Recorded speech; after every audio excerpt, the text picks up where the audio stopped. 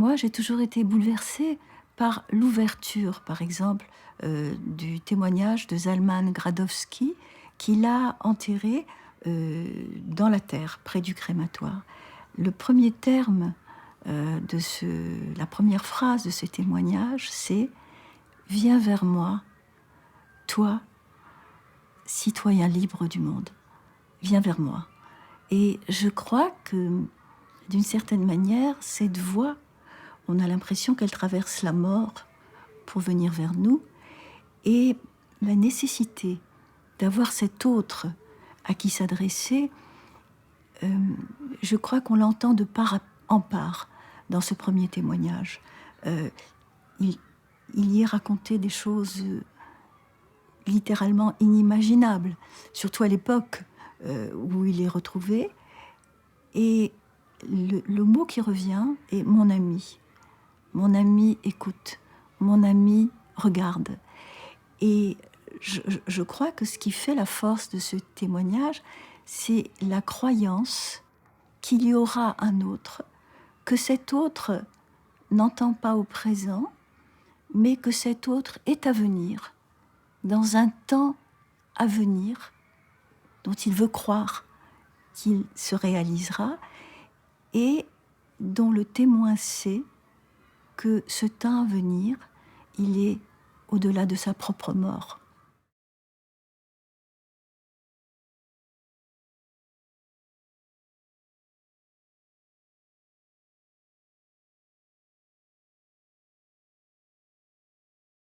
Il y a un témoignage qui m'a beaucoup marqué.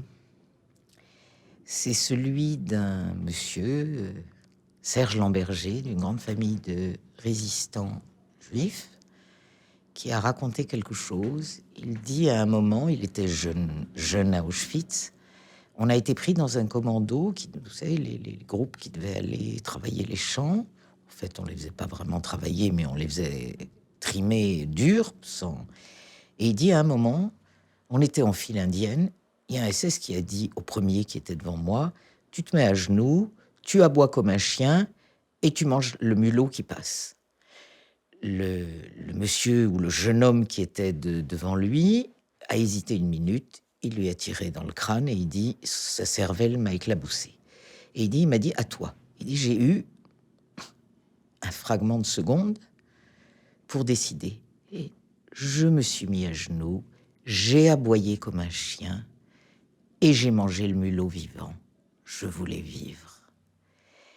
Et ce témoignage, je trouve que c'était d'une noblesse. Ce monsieur, qui était en plus avec de beaux yeux bleus, qui me regardait, qui me confiait cette chose, et qui me parlait de ce moment où il a été en danger de mort, mais aussi humilié, traité comme un non-humain, encore un peu plus. Il y avait tout le but de l'humiliation. Et qui peut raconter cette chose-là avec noblesse, avec courage. C'est pas facile de raconter son humiliation. Là, j'ai trouvé que c'était un moment où, évidemment, moi, je savais pas quoi dire, si ce n'est le regarder avec admiration. Ça, il l'a vu, je pense. Et j'ai trouvé que peut-être le témoignage, pas tout le temps, mais ça peut, dans son cas, par exemple, c'était quelqu'un de très... Bon, qui était résistant aussi. Il n'a pas été pris seulement en tant que juif pour ce qu'il était, mais pour ce qu'il avait fait. Eh bien, il a pu peut-être partager un peu avec moi, et donc avec d'autres, ceux qui visionnent son témoignage, un peu de la honte, de cette honte d'éprouver ces sentiments, d'être déchu de sa qualité d'être humain. Honte qu'il n'aurait pas dû éprouver, c'est celui qui fait faire ça, mais on sait très bien que dans la perversion, la honte, c'est la victime. Il a peut-être pu, je me dis, partager un peu de cette honte et peut-être donc élaborer quelque chose et s'en délivrer un petit peu. C'est pas... Ça, c'est peut-être thérapeutique. En tout cas, ça a été une grande leçon pour moi. Je vais vous faire une confidence. Quelquefois, il m'arrive d'avoir des insomnies, je dors pas très bien la nuit, bon, bah, comme beaucoup. Et puis d'un seul coup, je revois des visages de ceux qui ont disparu, bah, de ceux dont j'ai recueilli la parole. Et effectivement, je les revois, je les entends aussi. Et vraiment, ce sont, je dirais, des personnalités uniques qui défilent sous mon regard. Des gens inoubliables. Parce que quand on fait cette démarche de recueillir la parole des témoins, c'est vrai que il y a immanquablement quelque chose qui vous vient comme un sentiment de responsabilité, quoi. Et en même temps, un lien affectif, quoi. C'est pas Monsieur Tout-le-Monde, quoi. Ce projet, c'est pas moi et Marceline au départ. Moi, j'arrive en deuxième partie pour écrire avec elle. Donc, ce qui est drôle, c'est que Marceline, elle me connaît pas, elle se méfie. C'est une femme à la fois drôle, parfois chaleureuse, parfois dure. Donc, quand vous débarquez chez elle et qu'elle vous connaît pas, elle vous jauge, elle prend tout de suite le dessus. Et elle explique que peut-être que, comme je connais pas son histoire, tout ça, on va perdre un peu de temps. Donc moi, je lui dis, on essaye, et puis vous verrez bien, si vous en avez marre de travailler avec moi, on arrête. Ils disent rarement qu'ils veulent parler d'eux. D'ailleurs, souvent, ils ne prenaient pas la parole. Il nous est arrivé de voir les gens qui disaient « Bon, alors je vais vous faire les grandes étapes. Ça, vous savez, le voyage, par exemple, de Drancy. » Et on leur disait « On sait en général, et on ne sait pas comment vous l'avez vécu, ce qui vous est arrivé à vous. » C'est-à-dire que souvent, les témoins, au moins au début, avaient du mal à délivrer une parole personnelle, comme si eux n'étaient pas importants face à l'ampleur de la catastrophe et des victimes. Donc, ce que le témoignage a essayé de faire, c'est rendre une parole singulière à des personnes dont la petite histoire, c'est-à-dire l'histoire personnelle et intime, a été écrasée par la grande histoire. C'est restaurer quelque chose de cette subjectivité qui a été écrasée. Ils ont été massifiés, ils étaient des numéros, et quand ils étaient cachés, ils devaient changer de nom. C'est restaurer quelque chose qui a été... Mais on a eu du mal, parce que souvent, le témoin sentait que c'était presque indécent de parler de lui. Et nous, ce qu'on voulait, c'est que lui ou elle parle de son expérience. Marceline avait envie d'une adresse à son père. Ça, c'était déjà dans sa tête. C'était une intuition, c'était ce qu'il fallait faire. Après, je me souviens que quand on parlait, elle me disait « Mais on n'y arrivera jamais, je peux pas faire comme si je parlais à mon père. » Alors je lui disais « Mais c'est pas grave, vous répondez à mes questions, on se parle, après c'est la forme. » C'est vrai que ce serait totalement artificiel, on était l'une face à l'autre dans son salon, l'après-midi, souvent le mardi, et elle allait pas se mettre à me parler comme si j'étais son père. Donc on a fait le jeu des questions-réponses. Et c'est après, dans la mise en forme, j'ai commencé à lui montrer, à écrire des passages en lui montrant que ça marchait, que même dans... Je l'enregistrais pas, je prenais des notes. Mais il y avait la forme, elle venait toute seule parce que de toute façon, c'est l'essence de cette histoire, c'est qu'elle part avec son père et que son père lui dit « Tu es jeune, tu reviendras, moi je ne reviendrai pas. » Et Marceline, elle s'est construite avec ça. Donc tout ce qu'elle raconte, même sur l'après-déportation, on revient toujours à son père, à l'absence de son père. Donc ça n'a pas été difficile de l'écrire comme ça. Mais c'est vrai que c'est elle, au départ, qui avait l'intuition que c'était la forme qu'il fallait avoir. Je n'ai jamais ressenti dans les paroles des rescapés la moindre sensation de souffrance. Au contraire, j'ai eu l'impression, et on en a parlé souvent après les entretiens, j'ai eu l'impression, au contraire, à la fois dans le regard et dans le calme et la sérénité, que c'était quelque chose qui était plutôt extrêmement calme, presque de la douceur. Et notamment chez Aaron Appelfeld et chez Imre Kertész aussi, mais chez Simone Weil aussi. Comme une sorte de paix qui avait été faite avec eux-mêmes dans cette période-là révolue de leur existence, et comme si il y avait eu beaucoup de travail de mémoire qui avait dû être accompli psychiquement à l'intérieur d'eux-mêmes, et donc pas du tout une traversée de tourments, pas du tout. Rappeler le nom, évoquer la mémoire, la transmettre, faire en sorte qu'elle passe dans le champ public, c'est une manière de rendre dignité à ceux qui ont disparu. Et c'est effectivement, je dirais, oui, c'est, sans être grandiloquent, c'est vraiment une mission éthique, quoi. Au-delà du phénomène de ce qu'on appelle la transmission, etc., il y a de l'éthique. L'éthique, c'est de se sentir en responsabilité. C'est de faire place à l'autre pour qu'il puisse, effectivement continuer sa persévérance à être, dans le sens où, en fait, on va sentir qu'il est apaisé de poursuivre cette persévérance à être, parce que, en fait, il vient de remplir quelque chose qui l'attendait depuis longtemps et que la radio, l'antenne lui a permis d'exprimer. Ça, ce sont des phénomènes humains auxquels je suis très, très sensible. Plutôt passeuse de témoignages. Une passeuse de témoignages. Ce qui implique une forme de peur. Une forme de peur, à la fois comme pour le témoin, tout ce qui touche au témoignage touche à la délégation. Le témoin témoigne pour lui-même et pour les autres. Il travaille pour les morts et pour les vivants. Le témoin du témoin témoigne pour les témoins. Et en tant qu'enseignante, j'ai toujours senti une énorme responsabilité face à mes étudiants. Il fallait leur transmettre ce savoir sans l'euphémiser, sans l'édulcorer et en même temps sans les blesser. J'ai jamais eu la prétention de faire œuvre de transmission. J'ai jamais eu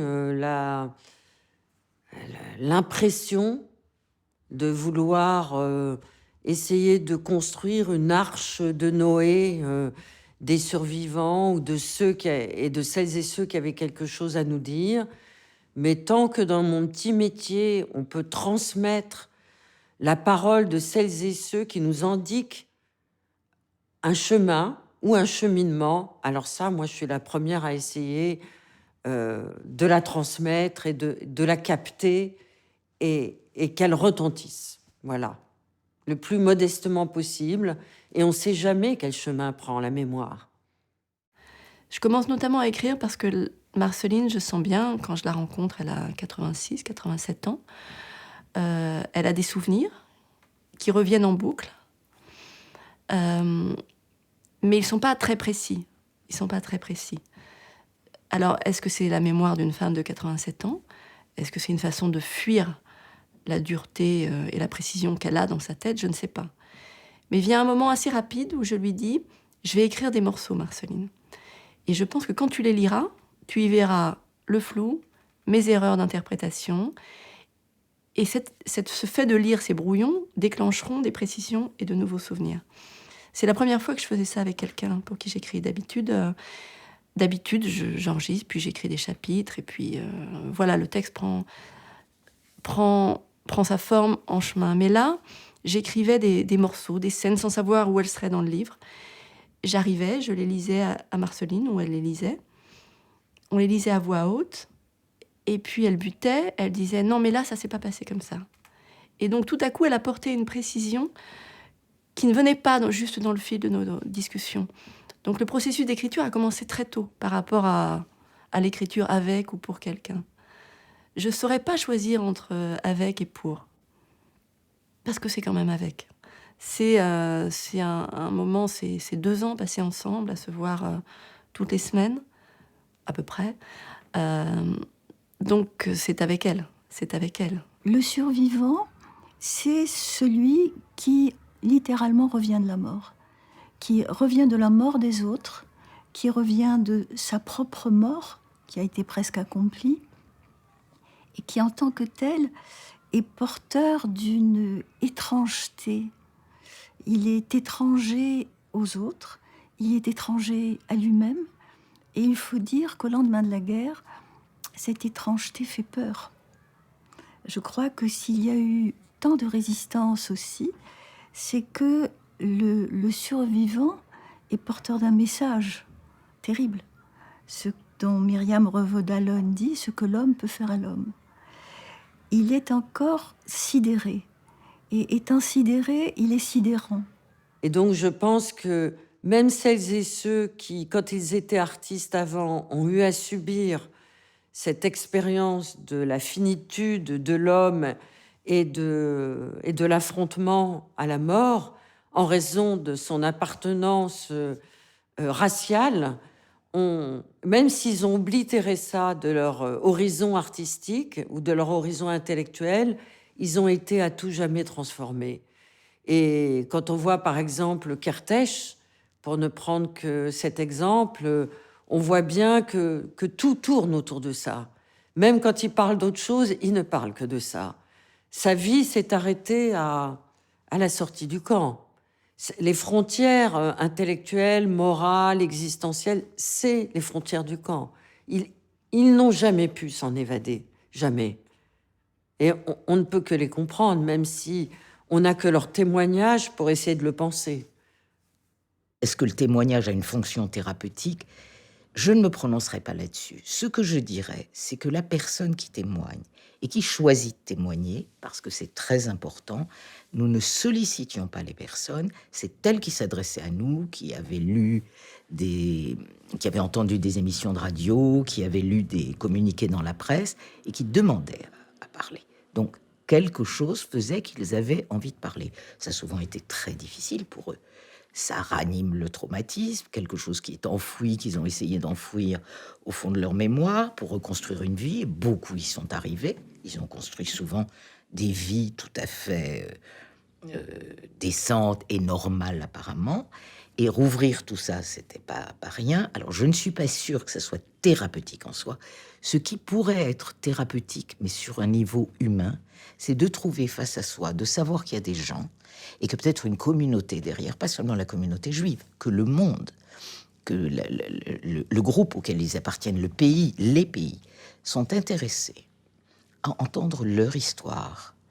Et que ces gens-là, qui ont été exclus du pacte humain, puisque quand on décide d'exterminer un groupe et de faire un génocide, on extrait le groupe du pacte humain.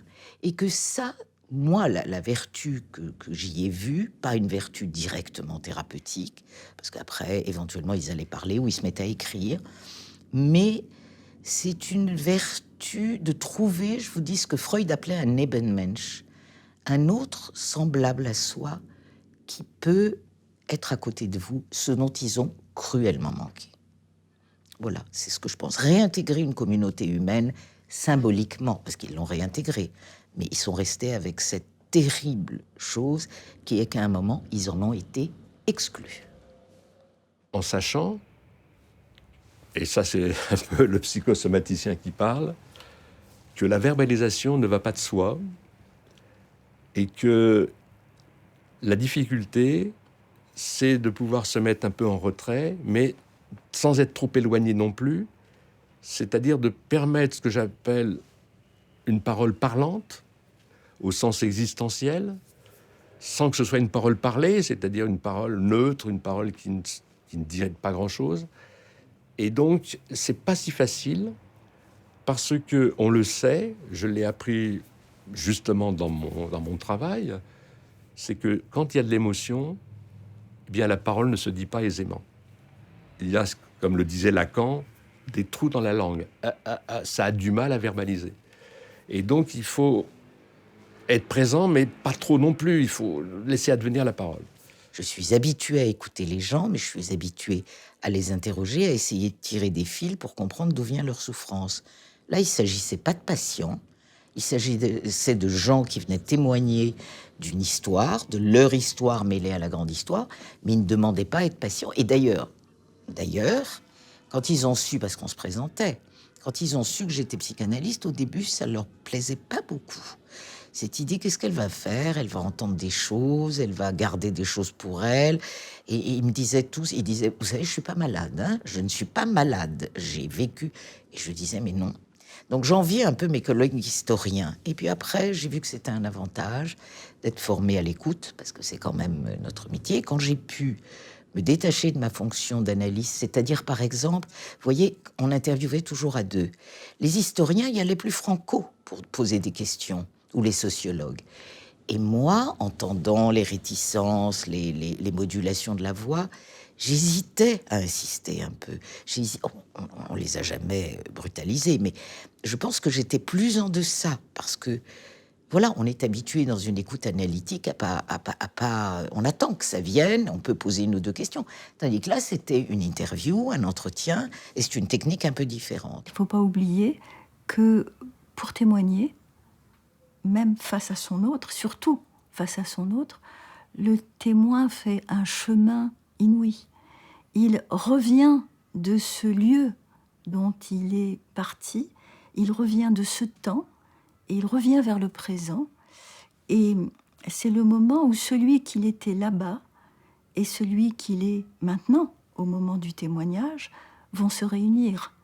Et le moment de cette réunion, et de nombreux psychanalystes ont travaillé sur ce moment, est un moment de péril extrême.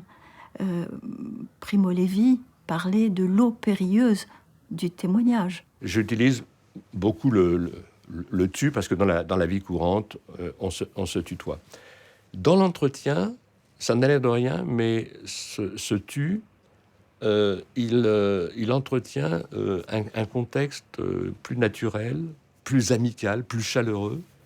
Ça facilite, me semble-t-il, l'entretien, parce que en fait, dans l'entretien, il faut oublier qu'on se trouve à la radio, qu'on se trouve à l'antenne. Il faut créer cette espèce d'ambiance, de climat, où en fait, on est là pour entendre ce qui nous est dit sur le plan du vécu. Je ne peux pas complètement décortiquer ce que j'ai écrit, je ne peux pas complètement expliquer comment j'ai fait. C'est qu'on était en train de se lier l'une à l'autre. On était en train de s'apprécier, de s'aimer. Et ça aussi, ça vient dans l'écriture. Je me sentais une responsabilité folle à écrire cette histoire. La sienne et aussi ce moment de l'histoire qui m'intimidait. J'avais beaucoup lu, moi, là-dessus. J'avais lu tous les classiques. Il y a longtemps, je ne les ai pas relus avant de travailler avec Marceline. Je n'ai pas voulu réviser. Je me suis dit, sinon, on va se planter. Parce qu'il fallait revenir à ses mots à elle, à ce que cette histoire a de singulier, à son père, à elle, à leur moment. Il ne fallait pas se noyer dans Drancy, Auschwitz. Il fallait revenir à leur parcours, à tous les deux. Mais je me disais, qu'est-ce qu'on apporte de plus ? Et finalement, on apportait du plus. Parce qu'à chaque fois, c'est comme des zooms sur des endroits, sur des mois, des moments de la guerre.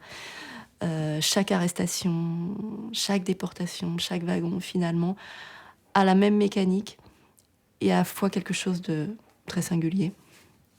Et c'était ça qu'il fallait restituer. Cet impact mental, c'est un symbolique, c'est-à-dire le temps d'un voyage de mémoire.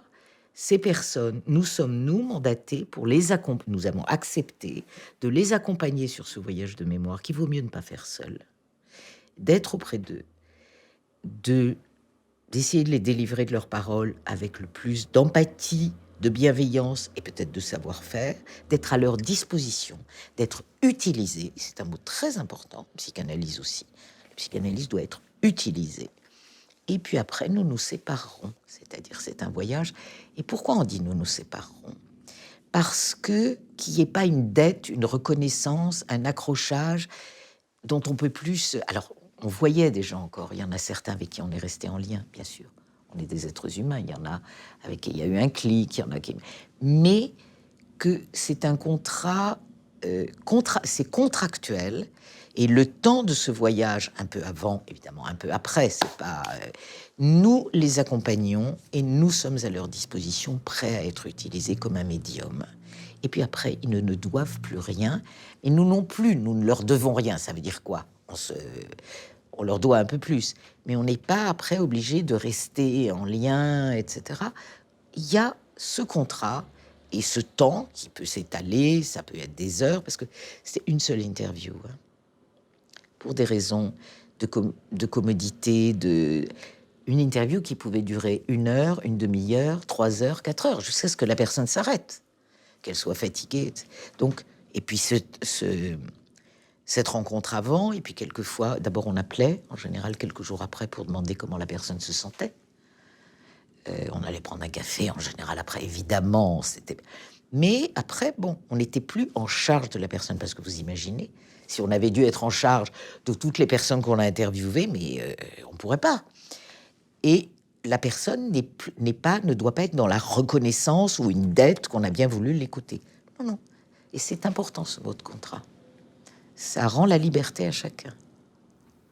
Et Henri Borland raconte comment chez lui, dans sa famille ou chez des proches, chaque fois qu'il commençait à raconter, il se trouvait que quelqu'un l'interrompait et il a appelé ce petit passage de son témoignage « Passe-moi le sel ».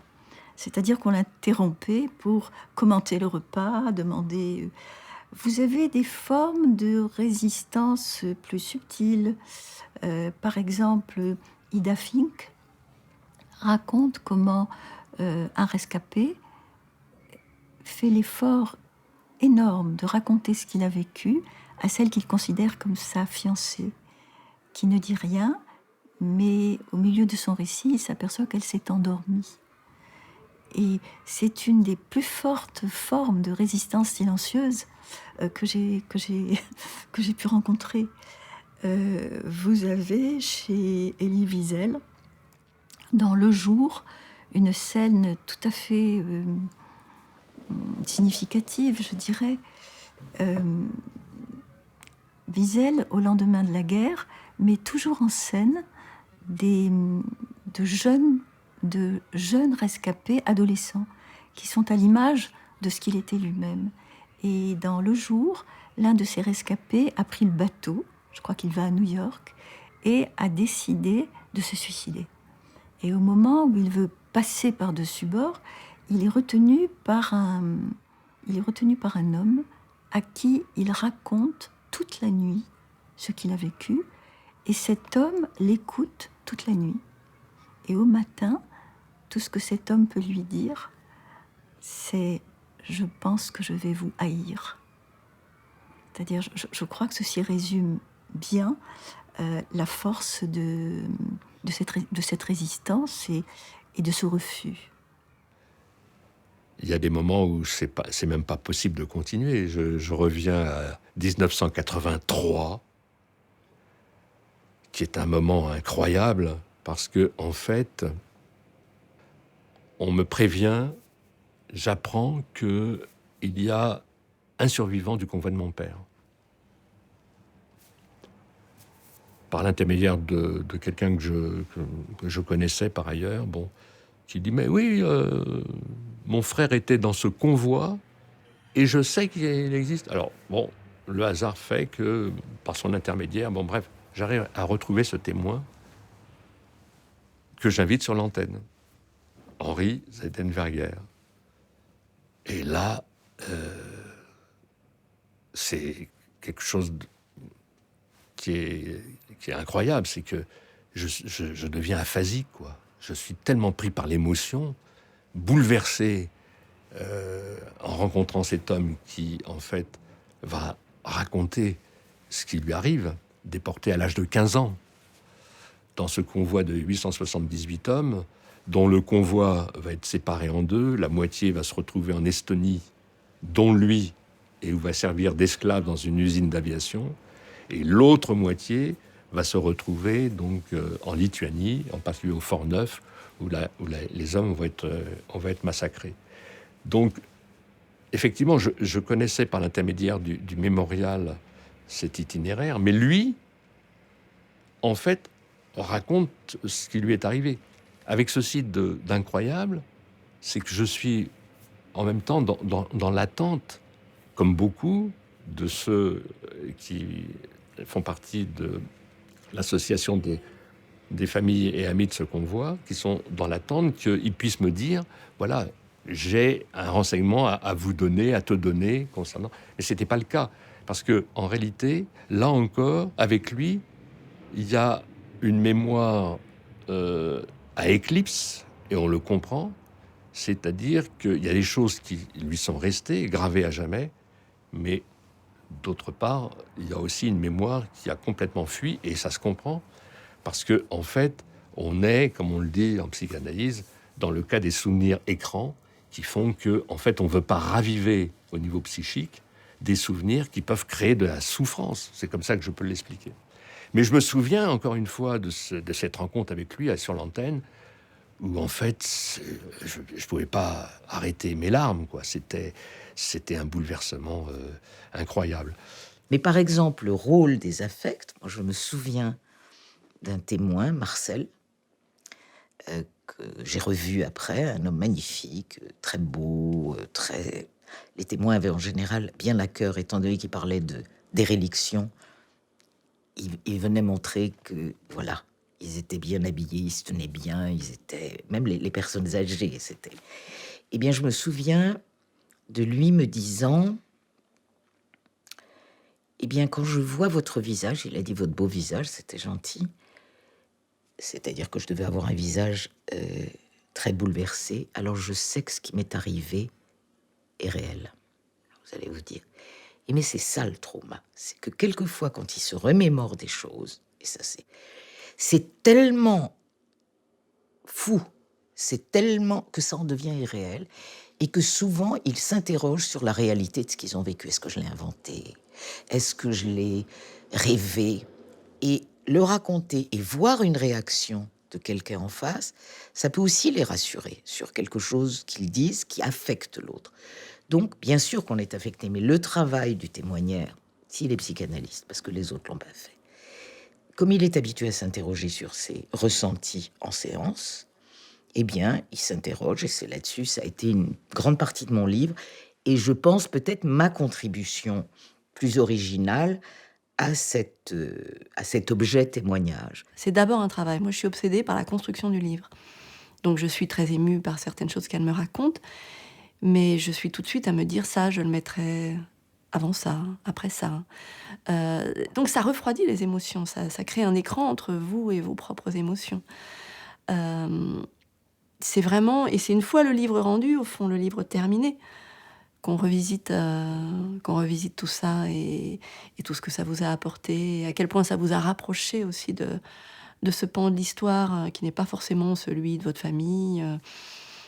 Donc, mais c'est quelque chose d'assez diffus, en fait. C'est quelque chose d'assez diffus. En plus, c'est vrai qu'on a réenclenché très vite un autre livre. Je pense que Marceline, donc je le disais tout à l'heure, c'est un travail qu'elle a commencé à la fin de sa vie, qui a eu du succès, qui l'a beaucoup... Ça l'a rendue folle de joie, ce succès. Mais folle de joie, vraiment. Elle était comme une gamine à voir monter les chiffres des ventes et elle avait envie d'un autre livre, d'un autre succès. Et j'ai senti très vite que ces livres étaient une manière de monter un autre projet, donc de vivre plus longtemps. Et quelque part, elle me chargeait de ça. C'est-à-dire qu'on a fait 2 livres, mais elle parlait du 3e. Elle cherchait un 3e. On n'avait pas vraiment de sujet, elle échafaudait des choses, mais elle voulait... C'est ça qui la ferait vivre plus longtemps.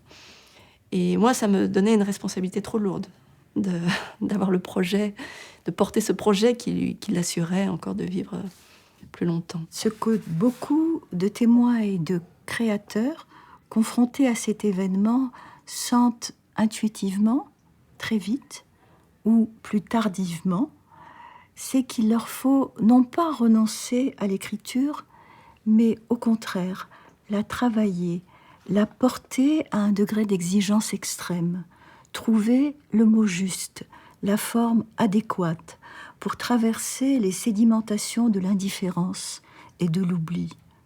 Ils savent qu'il existe un écart infranchissable entre la réalité évoquée et ce qui peut en être transmis, et que le travail de l'écriture seul permet au moins de signifier cette distance et de laisser la trace de son propre échec. Il leur faut donc écrire, mais autrement. Refuser une écriture qui serait une duplication paresseuse de modèles reconnus, de procédés narratifs. Il faut se battre avec la forme, lutter avec ce que certains appellent l'ange de l'écriture, parce que la question de la forme est pour eux une question d'efficacité, mais aussi une question de morale et de piété. Il faut ici rappeler que les œuvres qui ont pu non seulement transmettre les faits, mais les faire partager à un large public, même s'ils ne font partager qu'une infime partie de l'expérience vécue et de la souffrance éprouvée, sont ceux qui présentent la forme la plus élaborée, la plus pensée, la plus travaillée, en adéquation à une visée de transmission. Il y a toujours eu, je pense, une résistance. Et cette résistance, elle a été intérieure. Elle ne s'est pas forcément traduite par des paroles, mais elle a existé. Donc je trouve même carrément obscène le questionnement d'Hannah Arendt aujourd'hui, en 2019. Parce que comment voulez-vous ne pas résister à partir du moment où la liberté fait partie de l'humanité et de l'humanitude? Par définition, toutes ces personnes, y compris celles, par des minuscules gestes ou par des minuscules actions à l'intérieur du camp, ont manifesté leur solidarité avec ce que Primo Levi entendait par espèce humaine.